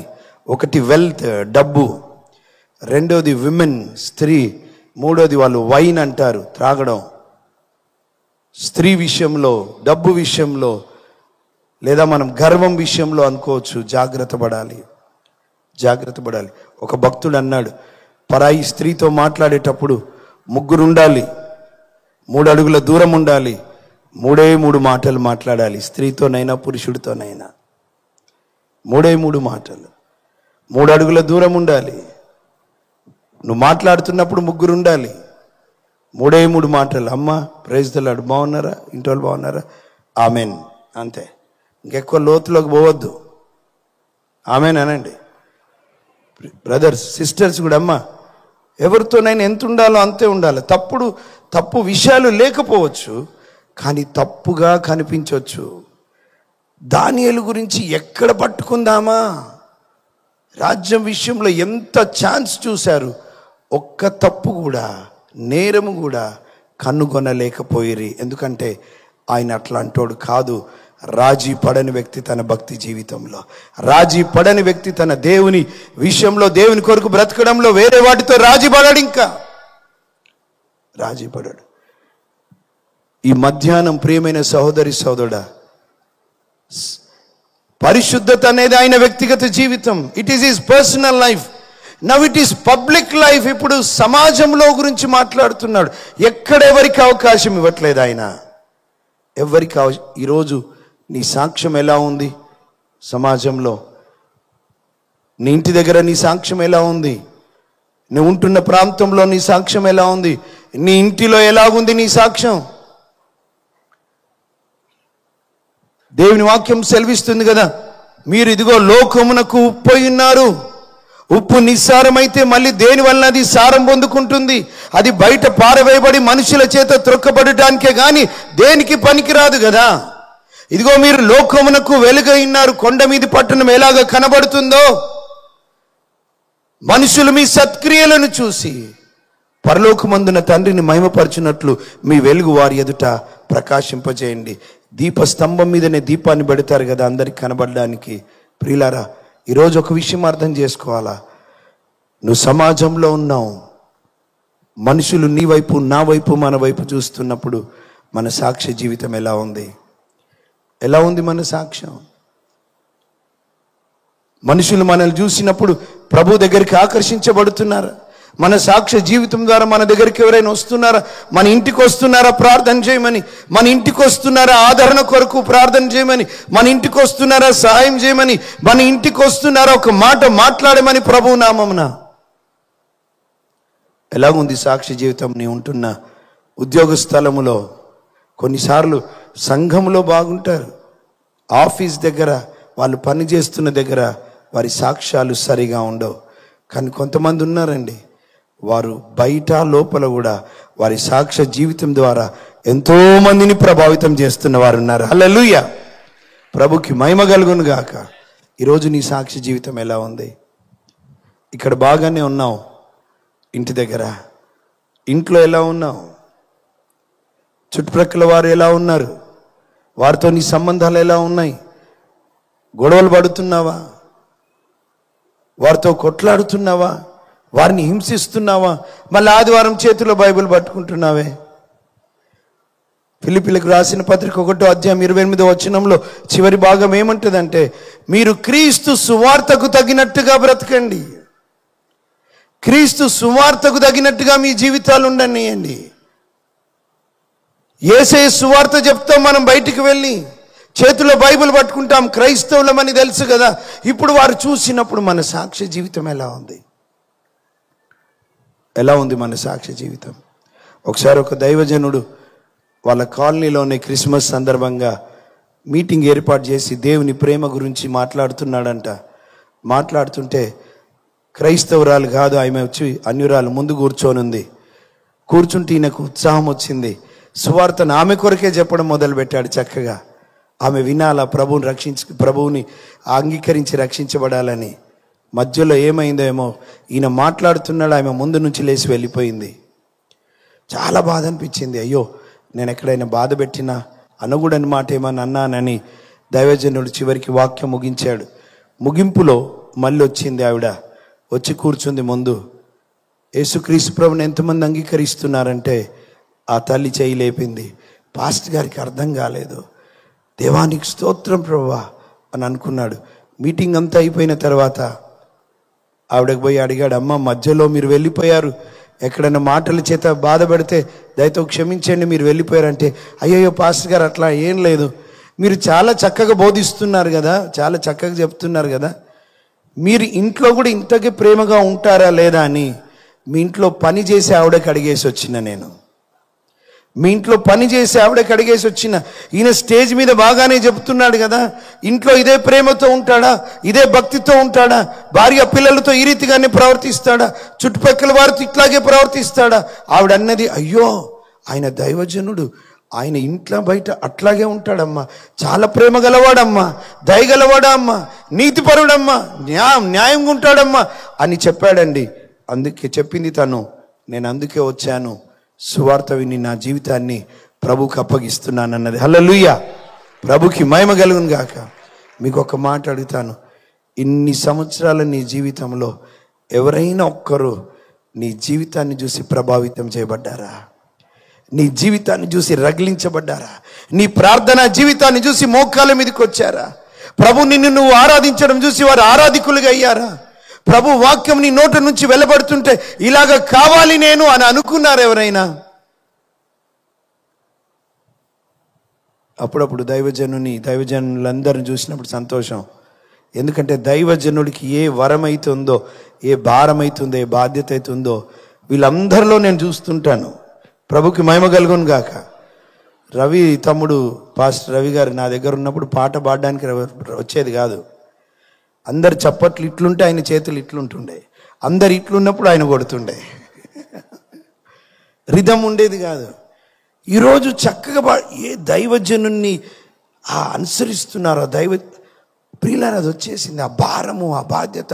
ఇక్కడ కూర్చున్న వాళ్ళు మామూలు వాళ్ళు కాదు, ఒక్కొక్కరు. ప్రభుకి మహిమ కలుగును గాక. ఎన్ని సంఘాలు ఉన్నాయి మనకి ఇప్పుడు దేవుని కృప వల్ల? 160. దేవునికి చెప్పాలి కూడా 160 మంది, 60 సంఘాలను దేవుడు స్థాపింప. చెప్పండి, గట్టి కొట్టండి. చూడండి, ఇంకా కొత్తగా తరబిదవుతున్నటువంటి దైవజనులు ఎంతోమంది ఉన్నారు. ఒక్క వ్యక్తి ఎంతమందిని ప్రభావితం చేశాడు. నమ్ముతున్న రాబోయే రోజుల్లో కేవలం చుట్టుప్రక్కల ప్రాంతాల్లో మాత్రమే కాదు, దేశ విదేశాల్లో కూడా తండ్రి సన్నిధి పరిచర్య మొదలవునుగాక. మొదలవుపోతున్నాయి.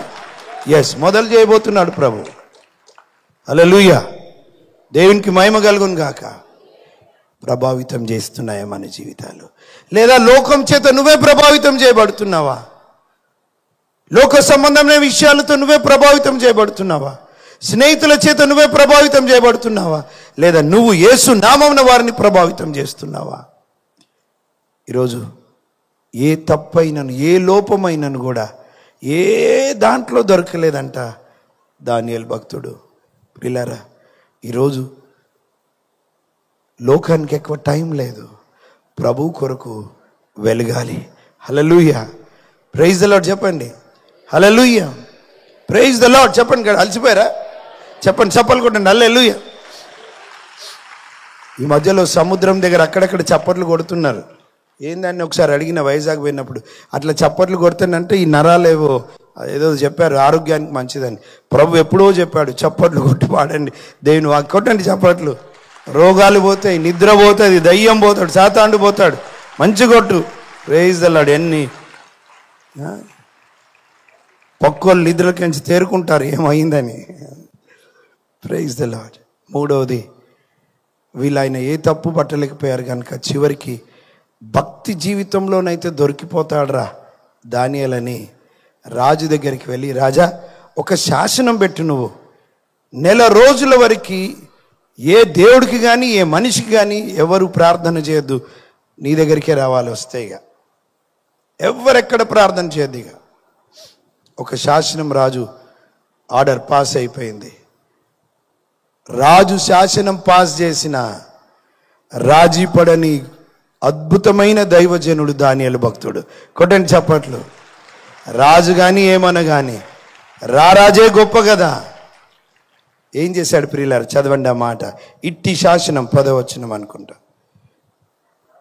ఇట్టి శాసనము సంతకము చేయబడనని దానియేలు తెలుసుకొనినను అతడు తన ఇంటికి వెళ్ళి చూడండి, ఇట్టి శాసనం వచ్చింది. ఒకవేళ ఎవరైనా రాజుకు కాకుండా వేరే వారికి కానీ దేవుడికి కానీ ప్రార్థన చేస్తే వారికి సింహ బోన్లో పడేయాలి అంటే మరణ శాసనము విధించబడింది.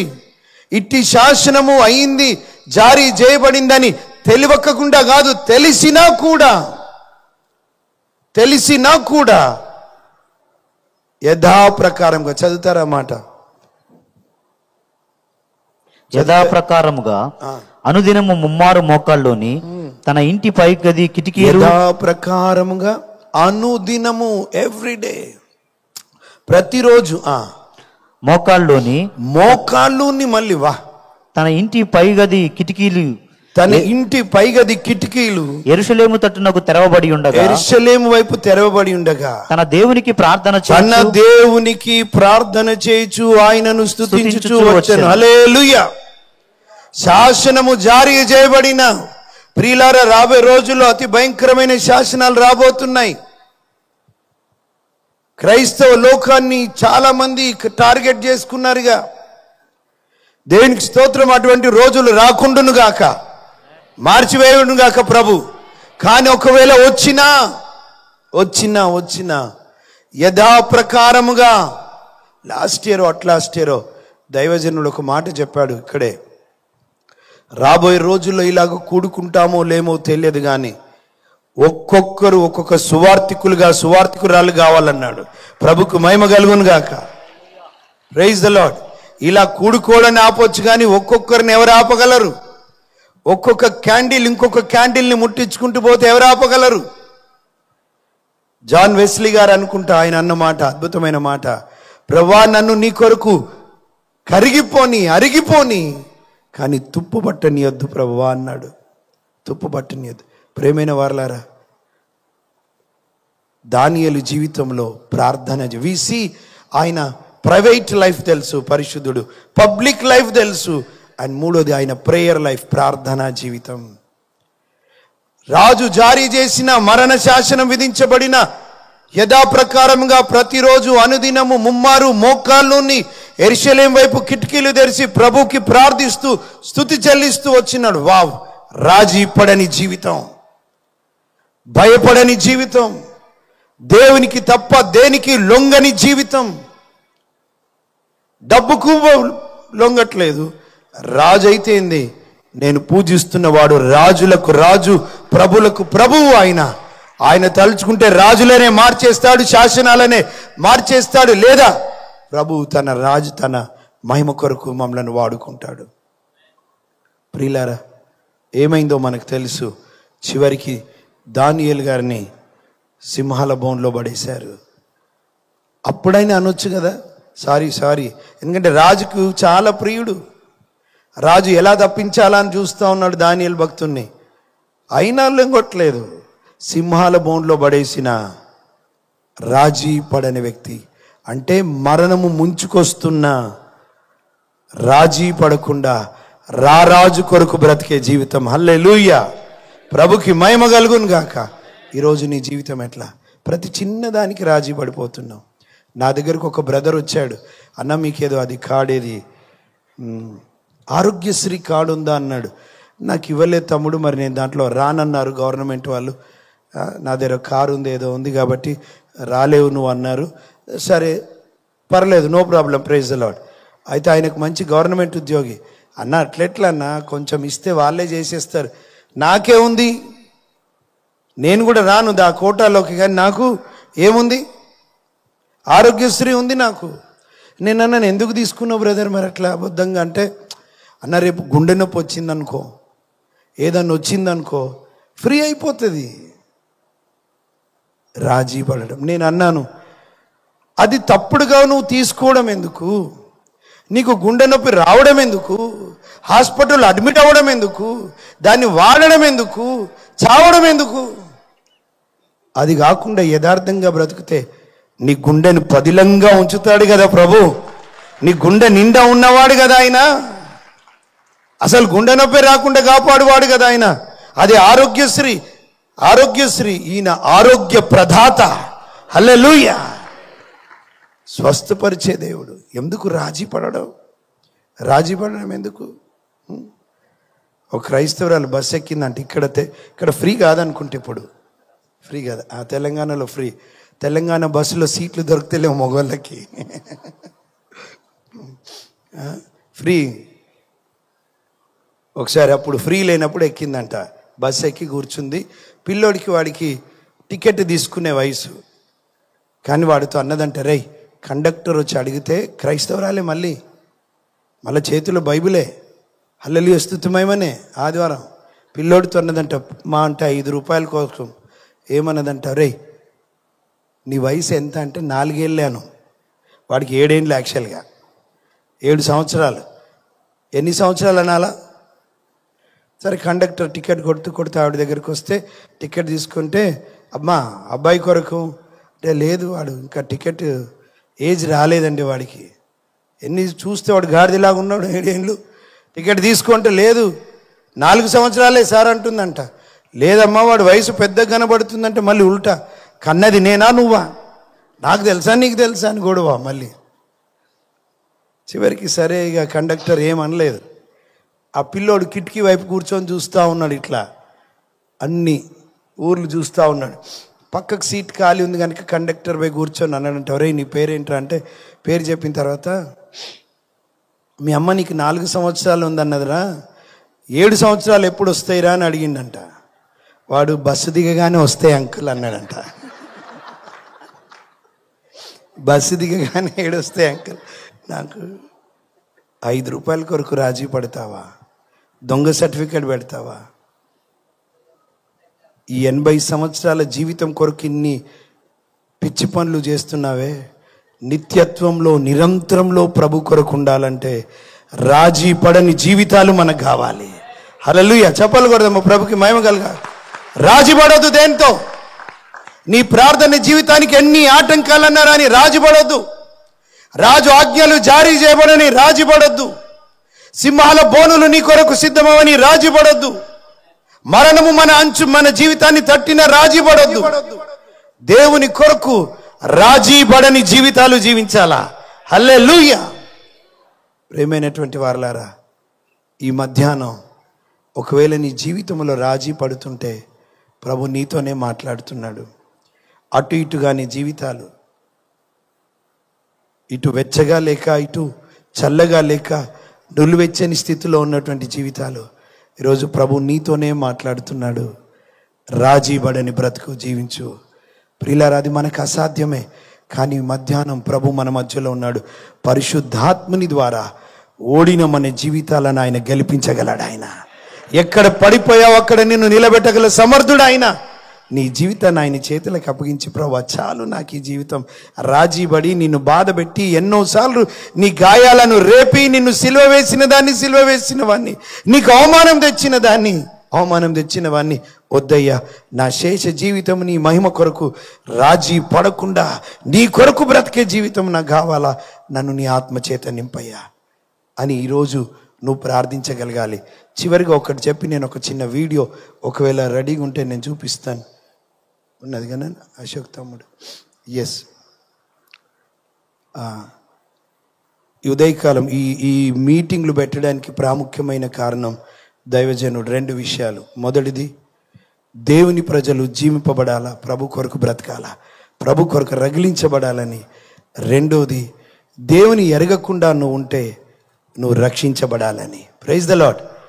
దాని కొరకు ఇంత మహాప్రయాస, ఈ మహాకూడికలు ఎవరి కోసం తెలుసా? నీ కొరకే బ్రదర్, సిస్టర్, నీ కొరకే.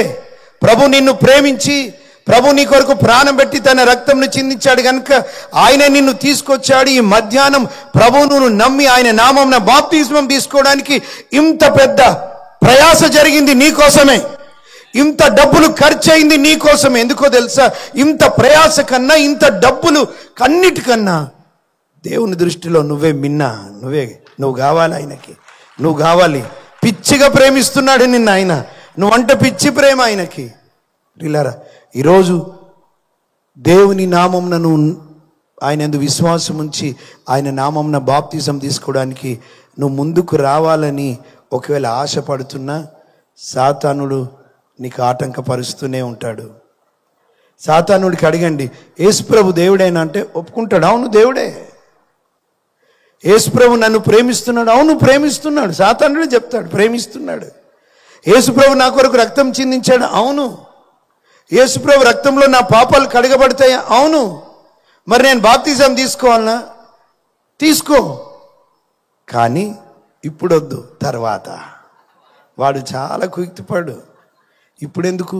ఇంకా చాలా రోజులు ఉన్నాయి, నువ్వు చాలా సంవత్సరాలు బ్రతుకుతావు, నువ్వు ఇప్పుడే ఎందుకు ఇంకా అన్నీ చేయాలా? చూసిండ్రా, వాడే అన్నాడు, దురాత్మలు దయ్యాలు, ఓ సర్వోన్నతుడు దేవుని కుమారుడా. వాడికి తెలుసు యేసు ప్రభు దేవుడని, వాడికి తెలుసు ఆయన రాజులకు రాజు ప్రభులకు ప్రభు అని, వాడికి తెలుసు యేసు రక్తము ప్రతి పాపం నుండి మనల్ని విడిపించేస్తుందని. వాడికి తెలుసు యేసు ప్రభు నమ్మి ఆయన నామమున బాప్తిజం తీసుకుంటే నువ్వు పరలోకానికి వెళ్తావని. ఇవన్నీ తెలుసు. కానీ వాడు అనే మాట ఏంటో తెలుసా? ఇప్పుడొద్దు. ఇప్పుడు ఏమంటాడు తెలుసా? రేపు అంటాడు. మళ్ళీ రేపు ఏమంటాడు తెలుసా? రేపు అంటాడు. మళ్ళీ ఎప్పుడేమంటాడు? రేపు అంటాడు. ఒక అపాయం ఉంది, ఏంటో తెలుసా?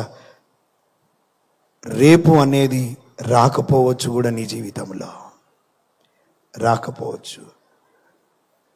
ఒకసారి ఒక దైవజనుడు ఆ బెడ్ రిడన్, పరుపు మీద ఉన్న రక్షింపబడిన వ్యక్తి దగ్గరికి వెళ్ళాడు.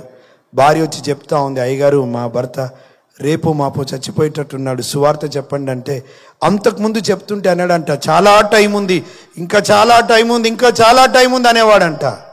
చివరికి ఇక మరణ పడక మీద చచ్చిపోయే క్షణాల్లో ఉన్నాడు. దైవజనుడు పరిగెత్తుకుంటూ వెళ్ళి, ఇప్పుడైనా వినరా బాబు, యేసు ప్రభు నమ్ము, ప్రభా నేను పాపిని, నన్ను క్షమించుమని అడుగు అని ముందంటేనేమో చాలా టైం ఉంది అన్నాడు. చివరి మాట, ఆ మనిషి మాట ఏంటో తెలుసా? టైం అయిపోయిందని చచ్చిపోయాడు. రక్షించబడకుండానే ఆ వ్యక్తి జీవితం ముగించబడింది. ప్రియులారా, ఈ మధ్యాహ్నం దేవుడు నీ కొరకు ఏర్పాటు చేశాడు. దైవజనులు సిద్ధంగా ఉన్నారు, నీళ్లు నీ కొరకు సిద్ధంగా ఏర్పాటు చేశాడు దేవుడు. దాని వెనకాల ఎంతో ప్రయాసం ఉంది. అది నీ కోసమే, నీ కోసమే, అది నీ కోసమే. కొన్ని నెలల కిందట ఒక బ్యాప్టిజం ఇవ్వాల్సిన పరిస్థితి వచ్చింది. బ్రదర్ వచ్చిండు అనుకుంటా, జయరావు బ్రదర్. Okay, yes. వారిద్దరి పిల్లలు, అబ్బాయి 19 సంవత్సరాలు ఉంటాడు, అబ్బాయి 14-15 సంవత్సరాలు. ఇప్పుడు వాళ్ళు పుట్టినప్పుడు చాలా చక్కగానే ఉన్నారు, కానీ వాళ్ళ వంశపారంపర్యంగా లేదా జెనెటిక్ ప్రాబ్లం వలన వాళ్ళు ఎదుగుతున్నప్పుడు ఆ పిల్లల చేతులు కాళ్ళు పడిపోయాయి, నడవలేని స్థితికి వచ్చారు. పిల్లలారా, ఒకసారి ఫోటో ఇస్తే అర్థమవుతుండొచ్చు, మీరు చూడొచ్చు. ఆ పిల్లలు పట్టుకొని తీసుకుని, కిషోర్ అన్న ఉన్నాడు, పాప ఉంది, ఆ పిల్లలు మోసుకొని వచ్చారు. ప్రియులారా, మీరు గమనించవచ్చు. ఆ ఇంటిలో ఒక్కొక్కటి, నన్ను ఆపండి, అట్లా వాళ్ళు నడవలేరు కనుక ఆ ఇంటిలోనే ఆ పిల్లలు ఆడుకోవడానికి స్విమ్మింగ్ పూల్ లాగా ఉంటుంది కదా, ఆ ట్యూబ్ని తీసుకొని వచ్చి పెట్టారు. ఆ రోజు తల్లిదండ్రులు ఏం చేశారంటే, వారికి బ్యాప్టిజం ఇవ్వాలి కనుక బంధువులందరినీ పిలిచారు. ప్రియులారా, బంధువులందరినీ పిలిచారు. ఒక పండుగ. ఎందుకో తెలుసా? నా పిల్లలు నడవలేరేమో, నా పిల్లలు సరిగా మాట్లాడలేకపోవచ్చు, నా పిల్లలు అందరిలాగా ఆడుకోకపోవచ్చు, కానీ నా పిల్లలు కూడా పాపులే, వారికి కూడా నా యేసే అవసరం. ఒక రోజున వారు ప్రభుని నమ్మి విశ్వసిస్తే అంగవైకల్యము లేని చోటులో వాళ్ళు ఉంటారు, నిరంతరం జీవించే చోటులో ఉంటారని గుర్తించి ఆ తల్లిదండ్రులు వారికి సువార్త చెప్పి వారిని, ఆ పిల్లలిద్దరూ ఒప్పింపబడ్డారు. ప్రియులారా, వీడియో వేస్తా ఉన్నాను, ఒక్క నిమిషం. ఇట్లాంటి సంఘటనలు ఇక్కడ ఎన్నో జరిగిండొచ్చు. ప్రియులారా, మాట్లాడలేరండి, సరిగా నడవలేరు. మీరు చూడొచ్చు, కాళ్ళు చేతులు స్టిఫ్గా ఉంటాయి, కేవలం చూస్తారు, నవ్వుతారు. పాప ఇప్పుడు దేవుని దయ వల్ల మాట్లాడుతుంది, మెల్లిమెల్లిగా అడుగులేస్తూ ఉంది. మీరు చూడొచ్చు ప్రియులారా. వారికి అర్థమైంది, ఇంకా నీకు అర్థం కాలేదా? ఆ పిల్లలకి అర్థమైంది నేను పాపిని అని, పాపులను రక్షించడానికి యేసుక్రీస్తు ప్రభు వచ్చాడని అర్థమైంది. నీకు ఇంకా అర్థం కాలేదా అమ్మా? నీకు ఇంకా అర్థం కాలేదా తల్లి? సోదరుడు, నీకు ఇంకా అర్థం కాలేదా? ఆ పిల్లలను మోసుకొని పోవాలి ప్రియులారా. జస్ట్ అలా పడుకోబెట్టి వారికి ప్రభు నామమున బాప్తిజం ఇవ్వడం జరిగింది. Yes, can you play that? అందరు ఏడవడం మొదలు పెట్టారు.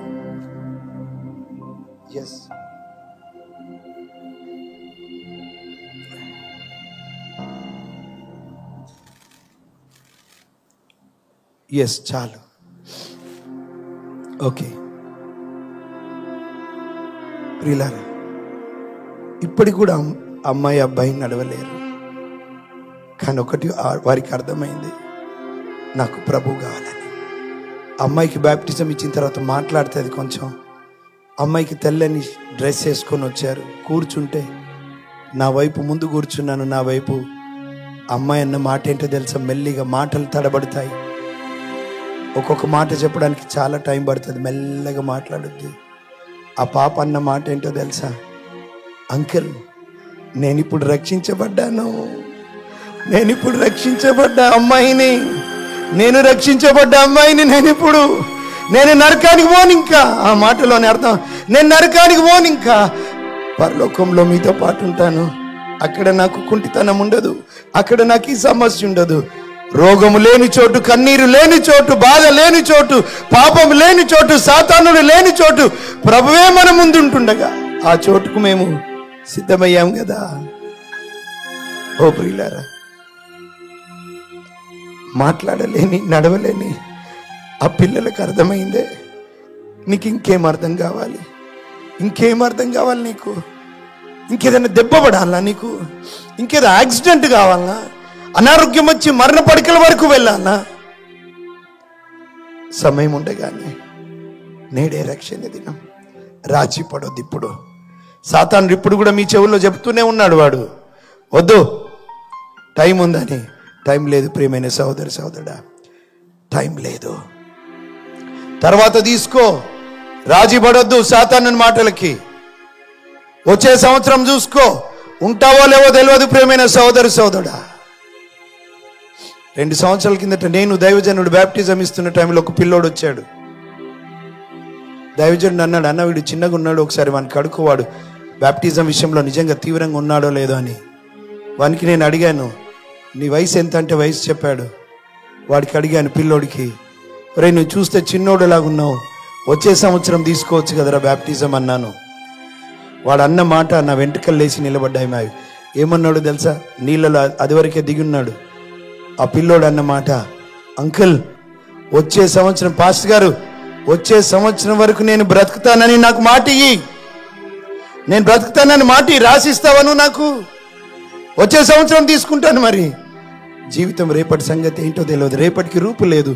నేడే ఒరే ఇంత నువ్వు మాట అన్నాక ప్రభు ఇంతగా నిన్ను ఒప్పింపజేసిన తర్వాత మేమెవరంరా బ్యాప్టిజం ఇవ్వకుండా పోవడానికి? ప్రభు నామమున బ్యాప్టిజం ఇచ్చాం. ఈ మధ్యాహ్నం పరిశుద్ధత పోగొట్టుకోవద్దు, లోకంతో రాజీ పడకు, నీతిగా న్యాయంగా ప్రభు కొరకు బ్రతుకు. లోకంలో సాక్ష్యాన్ని పాడు చేసుకోవద్దు, రాజీ పడకు. లోక సంబంధమైన విషయాల్లో, ప్రార్థన జీవితం విషయంలో, రేపు నీ భక్తి జీవితం విషయంలో, సంఘం రావడం కావచ్చు, ప్రార్థన కావచ్చు, ఎన్ని అడ్డు ఆటంకాలు వచ్చినా ఏమైనా కానీ రాజీ పడొద్దు. ఇంకా మనం ప్రభుని స్తుతించడంలో, ప్రభుకి ప్రార్థించడంలో. అంతేకాదు, ప్రాముఖ్యంగా ప్రభుని నమ్మి బ్యాప్టిజం తీసుకోబోతుండగా నువ్వు ఇప్పుడు సాతానుడు ఎన్నో మాటలు మాట్లాడుతుండగా పక్కకున్న వారు కూడా సాతానుడు ప్రేరేపిస్తాడు. ఇప్పుడు వద్దు లేవే, ఇప్పుడు ఎందుకే, ఇప్పుడు ఎందుకురా, పక్క వాళ్ళని వాడుకుంటాడు వాడు. జాగ్రత్త సుమా, రాజీ పడొద్దు. ఈరోజు రాజీ పడతావా రాజీ పడవా నీ ఇష్టం. దేవుడు బలవంతం చేయడు. కానీ ఒకవేళ పరిశుద్ధాత్మ దేవుడు నీ హృదయంలో పాపం గురించి, నీతి గురించి, తీర్పు గురించి ఒప్పింపజేస్తే, దేవుడు నిన్ను సిద్ధపరిచి మాట్లాడుతూ ఇక్కడి వరకు తీసుకొని వస్తే, ఈ మధ్యాహ్నం ప్రభు నామమున నువ్వు పైకి లేచి నిలబడి. అందరి కళ్ళు మూసుకుందామా? అందరి కళ్ళు మూసుకుందాం.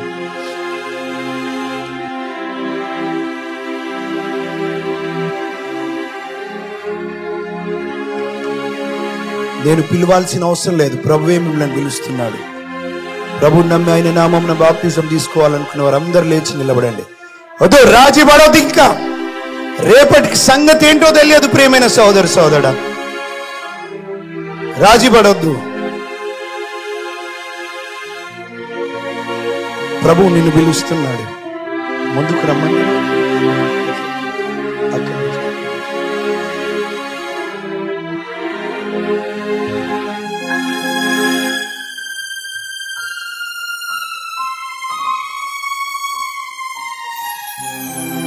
ఇంకెవరైనా ఉన్నారా? ఈరోజు ప్రార్థనలో గడపండి. రేపు మధ్యాహ్నం ప్రభు చిత్తమైతే ఇంకా కొంతమంది, వందల మందిగా రేపు మనకు బాప్టిజాలు. అయితే ఈరోజు నువ్వు నిర్ణయం చేసుకో. ఎవరైనా ఉన్నారు ఇక్కడ? ఎవరైనా ఉన్నారా? ప్రార్థన చేసుకో. ప్రభువా, నా నిర్ణయాన్ని బలపరచు. నిలబడి, పర్వాలేదమ్మా, నిలబడండి. ఇంకెవరైనా ఉన్నారు?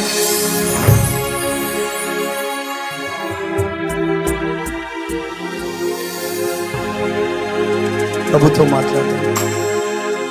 దైవ జనాంగం, మన జీవితాలు కూడా ఎక్కడైనా రాజీ పడిపోతే ఈ మధ్యాహ్నం సరి చేసుకుందాం. ప్రభువా, నన్ను క్షమించయ్యా, మమ్మల్ని క్షమించండి తండ్రి, క్షమించండి ప్రభువా.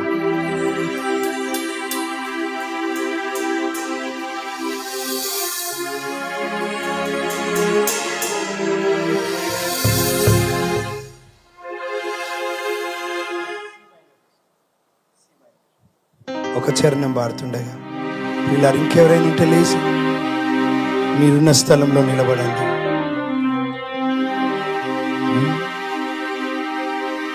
ప్రియుడా యేసయ్యా, నిన్ను చూడాలని,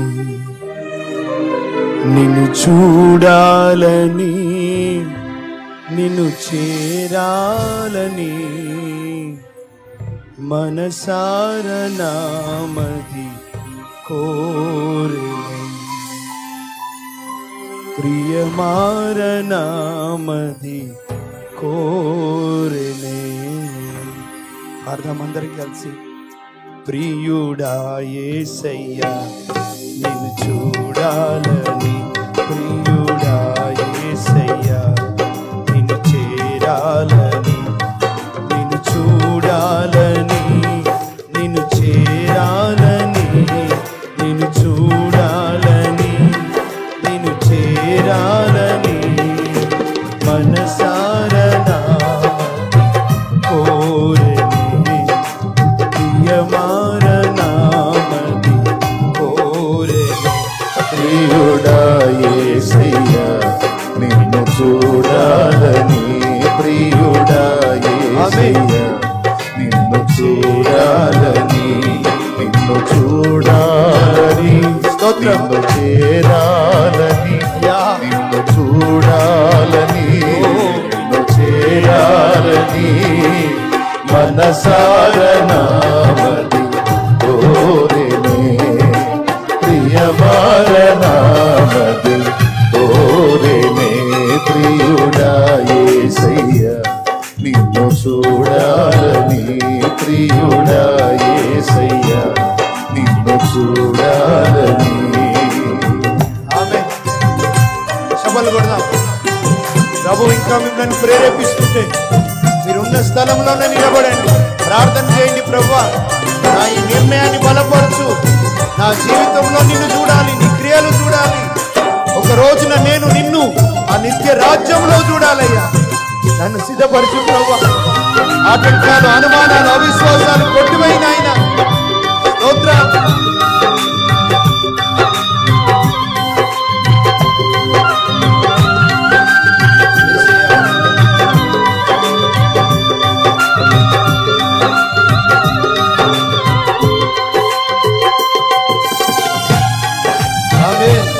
చప్పలు కొడదాం అందరం.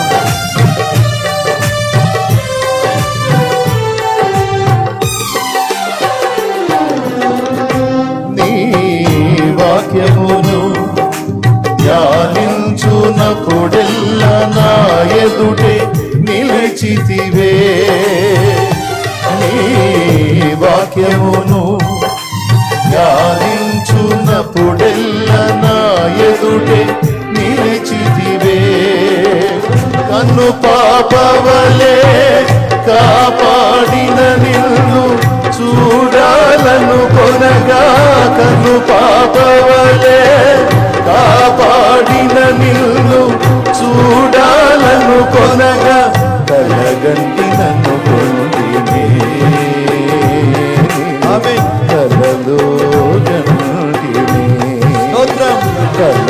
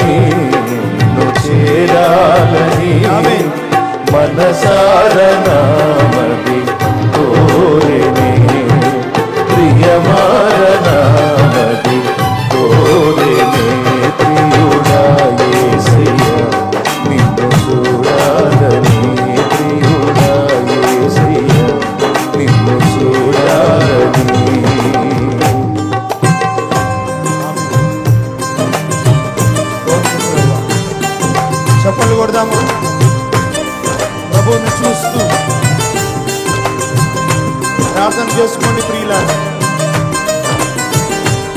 యెహోవా ఇదిగో నా జీవితం. Yes.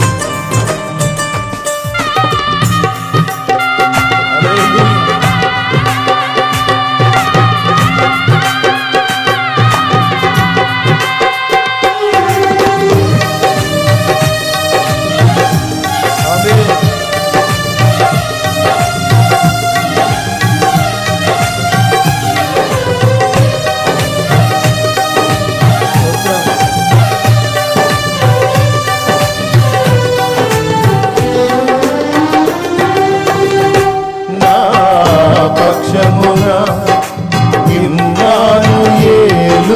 నా ముందు నడువగా నా పక్షమున ఇమ్మానుయేలుగా నా ముందు నడువగా ఆశ్చర్యమే సాధ్యము కాని కార్యములన్నీయు ఆశ్చర్యమే సాధ్యము కాని కార్యములన్నీయు నా కన్నుల ఎదుటే నీవు సఫలము చేసితివే.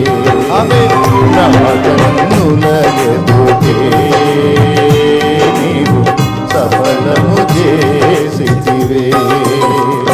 ప్రియుడా యేసయ్య నిన్ను చూడాలని, ప్రియుడా యేసయ్య నిన్ను చేరాలని, నిన్ను చూడాలని, నిన్ను చేరాలని, నిన్ను చూడాలని, నిన్ను చేరాలని మనసారనామని తోరెనే, ప్రియమారనామని తోరెనే, మనసారనామని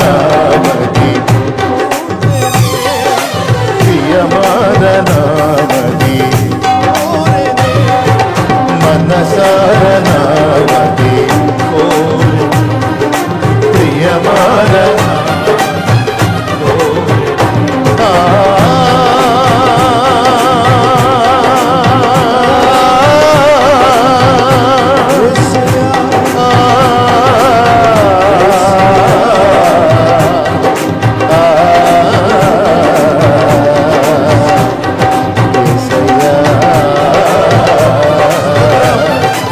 దేవా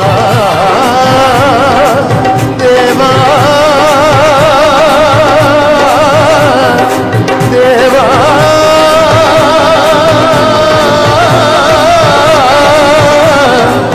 నీకే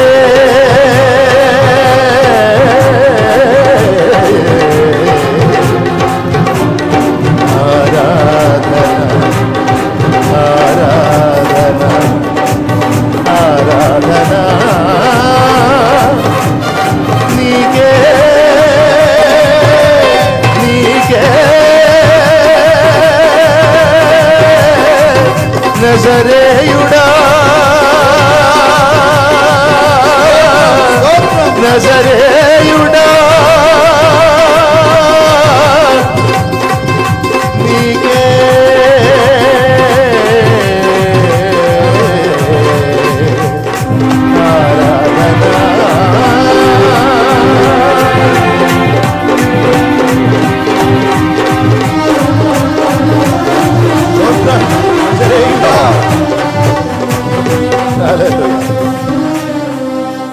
నా కన్నులతో సియోను శిఖరాన ఆ రోజు నిన్ను చూడగా, నా కన్నులతో సియోను శిఖరాన ఆ రోజు నిన్ను చూడగా తెలియదులే అవి కన్నీరో ఆనంద భాషలో, తెలియదులే అవి కన్నీరో ఆనంద భాషలో, నీ కౌగిలిలో నేను పరవశము వెదను.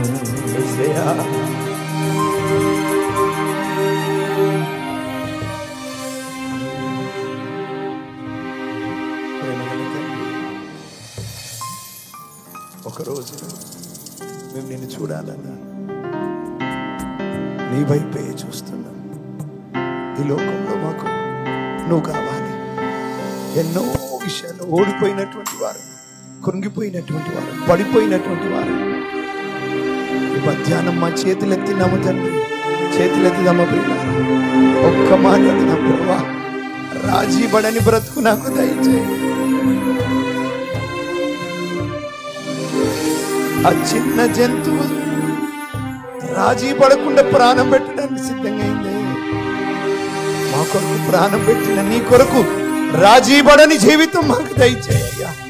పరిశుద్ధాత్ముడా, శక్తి చేత కాదు, బలము చేత కాదు, మీ ఆత్మ ద్వారా మమ్మల్ని మీ ఆత్మ చేత మీ కొరకు రగిలించి మండించి మా ప్రాంతాలకు తీసుకువెళ్ళి మీ కొరకు సాక్షులుగా, రాజీపడని వ్యక్తులుగా మీ కొరకు బ్రతకడానికి, మీ మహిమ కొరకు బ్రతకడానికి సహాయం చేయండి. అల్పుడనైన నాకు మీరు ఇచ్చిన ఈ సమయంకి మనసారా కృతజ్ఞతలు చెల్లిస్తుంది, వందనాలు చెల్లిస్తుంది. యేసయ్య నామమున ప్రార్థించి మా జీవితాన్ని సమర్పించుకుంటున్నాము తండ్రి.